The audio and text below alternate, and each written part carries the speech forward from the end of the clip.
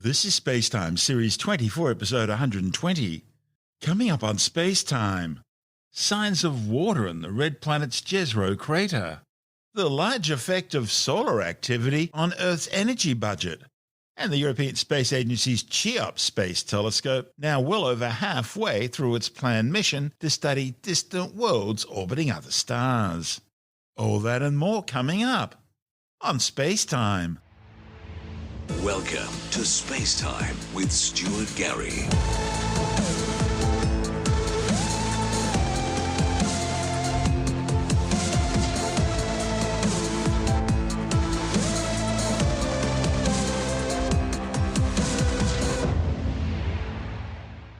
Ever since Perseverance landed in the red planet's Jezero Crater back in February, the rover and its team of scientists back on Earth have been working hard at exploring the crater's floor, which once held an ancient lake. The car-sized six-wheel rover's primary mission is searching for signs of ancient microbial life on Mars. As part of this process, it's collecting a cache of samples for eventual return to Earth. Most recently, Perseverance's onboard instruments have been analysing what are thought to be igneous rocks on the crater floor, which were deposited there by a volcanic lava flow. Deputy Project Scientist Katie Stack Morgan from NASA's Jet Propulsion Laboratory in Pasadena, California, says the idea that these could be volcanic rocks is appealing from a sample return perspective, because igneous rocks are great for getting accurate age dating. Jezero is one of the few ancient crater lake sites on Mars that seems to have both incredible sedimentary deposits as well as volcanic deposits, which could help construct a geologic timescale of the red planet. The lake system and the rivers that drained into Jezero Crater were likely active around 3.8 to 3.6 billion years ago. But the ability to eventually directly date the rocks in laboratories on Earth will provide the first definitive insight into the window of time that Mars may have been a habitable planet. The Mars we see today is a freeze-dried desert. But there's ample evidence that at some time in its past, billions of years ago, the red planet was a warm, wet world with a thick atmosphere and habitable conditions which could have supported life. Using Perseverance's abrasion tool, which scratches the top surface of the rock to reveal the material underneath and its textures, mission managers discovered that the crater floor seems to be composed of coarser-grained igneous minerals containing a variety of salts. Observations suggest that water caused extensive weathering and alteration of the crater floor, meaning that the rocks were subjected to water for a significant period of time. After using its onboard tools to analyze the characteristics of the crater floor, Perseverance collected a rock sample using its drill. However, after Perseverance completed its first attempt, the core sample tube came up empty. Scientists think the core sample must have been pulverized during the drilling. Stack Morgan says the rock literally became so altered and weakened by interactions with water that the vibrations and strength from the drill pulverized the sample. Scientists then targeted another rock which appeared to be more resistant to weathering, and Perseverance was able to successfully collect two core samples. Perseverance's cache sample will ultimately be part of a multi-spacecraft handoff, still in development right now, which will hopefully be returned to Earth sometime in the 2030s. It's going to require a number of spacecraft, which NASA and the European Space Agency are now working on. One will fly to Mars orbit. A second will then descend down to the Martian surface, where it will deploy a rover that will collect Perseverance's sample cache, return it to a third spacecraft mounted on the lander, which will launch back into space to rendezvous with the orbiter, which will then return the sample to Earth, where a fourth spacecraft, a re-entry vehicle, will parachute the sample back down to the ground. It'll be a complicated mission, and there's a lot still to work out. Once back on Earth, scientists in laboratories will date and analyze the rocks to see if they contain any signs of ancient Martian life. The rocks on the crater floor weren't originally envisaged as being the prime astrobiology target of the mission. But as always, Mars is simply full of surprises, with scientists finding that even these rocks have experienced sustained interaction with water, meaning they too could have been habitable for any ancient Martian microbes which may have existed in the past. This is SpaceTime. Still to come, the large effect of solar activity on Earth's energy budget, And the European Space Agency's CHEOPS space telescope, now well over halfway through its planned mission to study distant worlds orbiting other stars. All that and more still to come on SpaceTime.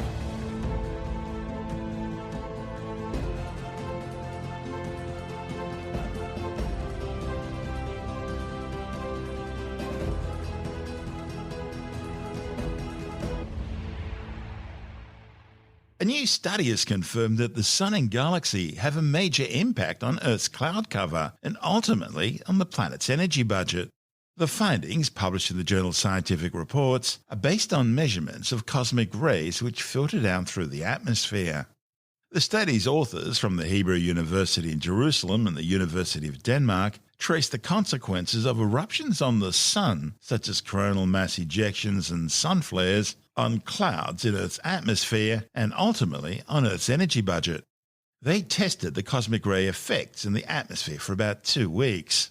They found that when solar explosions occurred, it reduced the cosmic ray flux coming from deep space which reaches the Earth, and that temporarily reduced the production of small aerosols in the planet's atmosphere.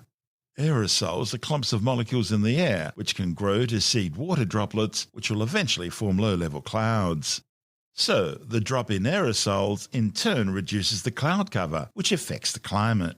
Less cloud cover means more of the Sun's heat reaches the Earth's surface. The findings use detailed satellite observations from the Ceres instrument on NASA's Terra and Aqua satellites. The data shows that the drop in cloud cover meant that the Earth's surface was absorbing almost 2 watts per square metre of extra energy within 4 to 6 days of cosmic ray minimum. The research shows how cosmic rays help make aerosols and accelerate their growth to cloud condensation nuclei. The findings support previous research by the same team, which predicted that the effect should be most noticeable in low-altitude clouds over the oceans. The authors point out that solar effects in this study are too short-lived to have a lasting effect on the climate. However, they do demonstrate the likely effect of solar activity and cosmic rays on climate over longer timescales. This is SpaceTime. Still to come. The European Space Agency's CHEOPS space telescope now halfway through its mission, and later in the science report, a successful test of America's new hypersonic missile. All that and more still to come on SpaceTime.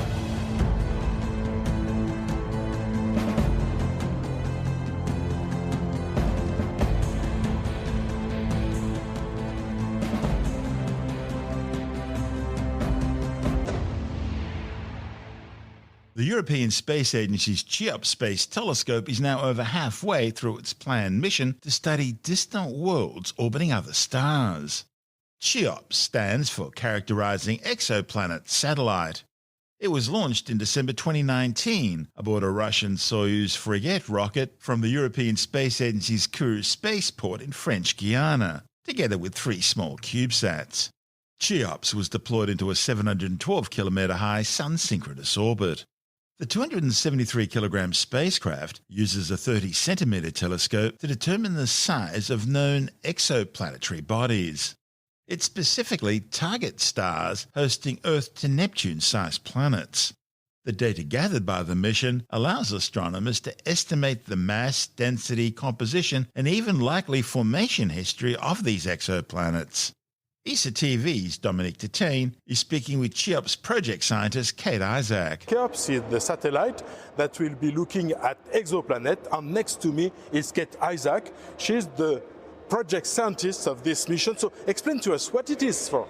With pleasure. CHEOPS is a satellite in ESA's science program. The acronym CHEOPS stands for Characterizing Exoplanets Satellite, and that is exactly what we do. We observe stars that are known to host exoplanets. So in that way we know where to point and when to point.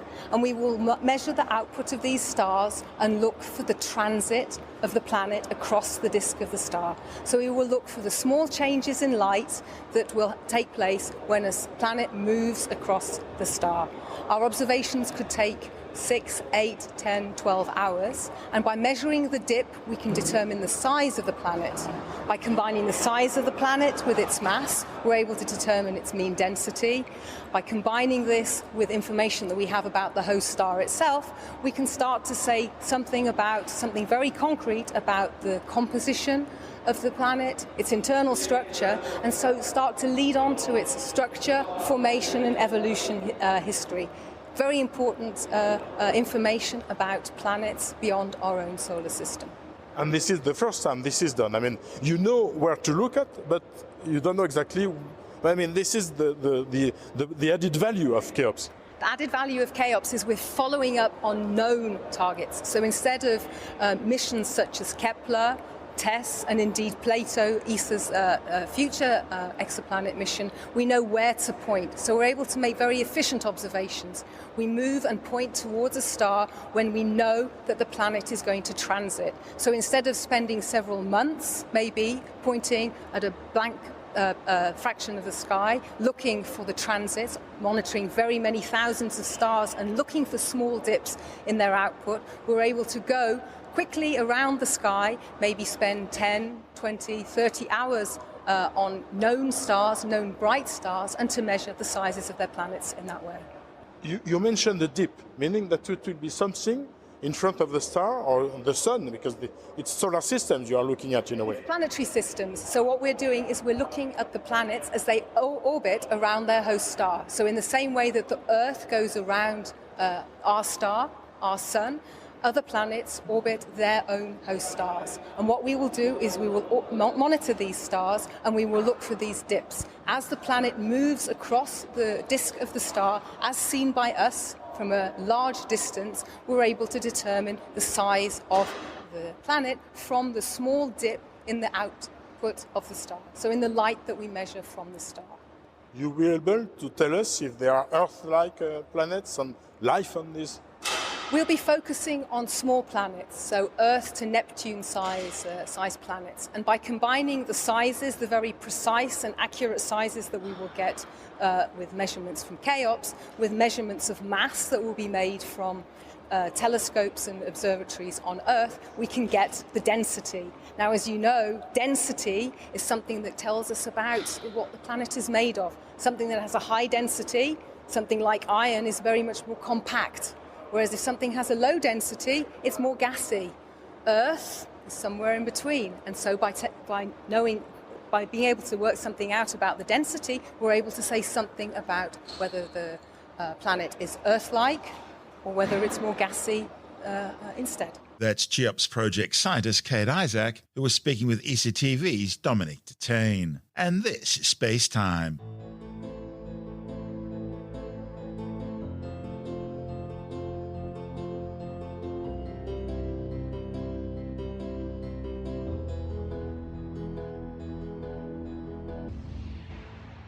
And time now to take another brief look at some of the other stories making news in science this week with a science report. A new study has found that some classic antidepressants could help improve modern cancer treatments. The findings, reported in the journal Science Transitional Medicine, showed that they slowed the growth of pancreatic and colon cancers. And when combined with immunotherapy, they even stopped the cancer growth long term, with tumours disappearing completely in some cases. It happens because in depressed people, the concentration of the neurotransmitter serotonin is reduced in the brain. But serotonin also influences many other functions throughout the body. In fact, the majority of the hormone isn't located in the brain, but stored in blood platelets. And serotonin has already been linked to carcinogenesis. Serotonin reuptake inhibitors, which are used to treat depression, increase serotonin levels in the brain, but they also decrease peripheral serotonin in the platelets. And it's that reduction which is thought to improve cancer treatment. The United States Air Force has undertaken a successful free flight test of its Hawk or hypersonic air-breathing weapon concept. The Raytheon-built missile is powered by a Northrop Grumman scramjet. A scramjet is a supersonic combustion ramjet. It was drop-launched at high altitude from an aircraft and then initially accelerated with a rocket engine before the scramjet took over. DARPA mission managers say the free flight test successfully demonstrated the Hawk vehicle integration and release sequence. It safely separated from the launch aircraft. Its booster ignition and boost phase operated normally, booster separation then occurred as it should, and the scramjet engine ignited just as it should, providing a hypersonic cruise. The flight showed the scramjet compressed incoming air mixed with its hydrocarbon fuel and began igniting that fast-moving airflow mixture, propelling the cruiser to a speed of well over 5 times the speed of sound while remaining within the atmosphere. Hypersonic missiles travel so fast, anti-missile systems can't stop them. And they hit their targets at such high speeds, they impact with a kinetic energy equivalent of 4 tons of TNT. So they don't need to carry any explosives. Once operational, it's envisaged the Hawks will be mounted on FA-18 Super Hornets and Growler fighters, as well as F-35 stealth fighters and P-8A Poseidon maritime patrol aircraft. Archaeologists have discovered a previously hidden neighborhood linked to the ancient Mayan city of Tikal in Guatemala. The area, which was covered in thick rainforest, was detected by LiDAR analysis. It revealed that what was previously assumed to have been natural hills was actually an 1800-year-old ruined citadel. The findings, reported in the journal Antiquity, showed that this neighborhood was apparently designed to look like the ancient Mayan city of Teotihuacan, the largest and most powerful city in ancient Mesoamerica. Scientists say the newly discovered structures provide game-changing evidence that the imperial power of Teotihuacan exerted considerable influence on Tikal. A new paranormal helpline in India is providing the general public with a scientific alternative to the usual clairvoyants, exorcists, soothsayers and ghost hunters. Tim Mendham from Australian Skeptics says the Paranormal Helpline helps dispel people's blind faith and superstitions by giving them scientific explanations and logical reasoning to the reality behind the apparent paranormal events people think they witnessed. When I first saw this story, I thought, here's someone who can sort of advise you on, who's who of ghosts, etc., and someone who's going to support your paranormal belief. It turns out to be a particular skeptic. He's a paranormal investigator, but he tends to go into find out the truth behind ghost claims, not the supposed truth, but look into and be a skeptical investigator. So he's actually set up a helpline for people who are concerned about ghosts and hauntings, etc., in India, which is a fairly strong stream of superstitious beliefs in India, and he's there to help them out and probably explain what's really happening in their situation. So it's a skeptics helpline, which is frankly a very interesting thing. I certainly get phone calls from people, being on the front line of the skeptics in Australia. I get phone calls from people, some of whom are very distressed, and I try and give a bit of explanation for what might be happening to them, but obviously I'm not medically trained. I'm not trained in psychology or anything like that, so I can only go so far. But it looks like this guy has had a lot of experience in paranormal investigation on his own right, visiting the haunted houses and that sort of stuff. So he's had some runs on the board in knowing what exactly is going on. But he's had about 1,000 calls coming in all the time.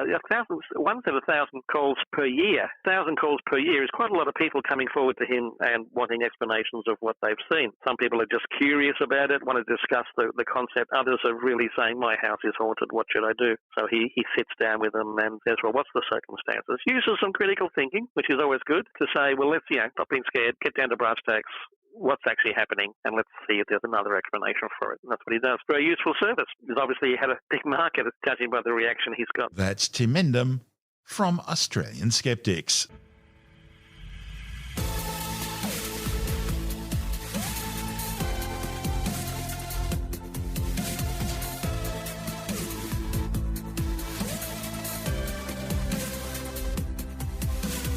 And that's the show for now. SpaceTime is available every Monday, Wednesday and Friday through Apple Podcasts, iTunes, Stitcher, Google Podcast, Pocket Casts, Spotify, Acast, Amazon Music, Bytes.com, SoundCloud, YouTube, your favourite podcast download provider, and from spacetimewithstuartgary.com. SpaceTime's also broadcast through the National Science Foundation on Science Zone Radio and on both iHeartRadio and TuneIn Radio. And you can help to support our show by visiting the SpaceTime store for a range of promotional merchandising goodies, or by becoming a SpaceTime patron, which gives you access to triple-episode commercial-free versions of the show, as well as lots of bonus audio content which doesn't go to air access to our exclusive Facebook group and other rewards. Just go to spacetimewithstuartgary.com for full details. And if you want more space time, please check out our blog, where you'll find all the stuff we couldn't fit in the show, as well as heaps of images, news stories, loads of videos, and things on the web I find interesting or amusing. Just go to spacetimewithstuartgary.tumblr.com. That's all one word, and that's Tumblr without the E. You can also follow us through @StuartGary on Twitter, @SpaceTimeWithStuartGary on Instagram, through our SpaceTime YouTube channel, and on Facebook, just go to facebook.com/SpaceTime with Stuart Gary. And SpaceTime is brought to you in collaboration with Australian Sky and Telescope magazine, your window on the universe. You've been listening to SpaceTime with Stuart Gary. This has been another quality podcast production from Bytes.com.